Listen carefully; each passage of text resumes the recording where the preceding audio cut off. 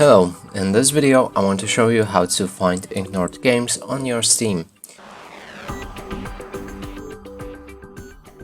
So in order to do this we'll need to go to our Steam store.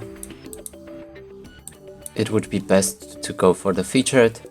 From here hover over your store like this, find preferences, and now scroll down. There should be list with ignored products. So simply view the lists, and right here you'll be able to see all games that you've just added to your ignored list, and you can either remove them or change them to not interested or played on another platform. And that's it for this video. Hope you like it. Please consider subscribing to our channel, leave a like and a comment below.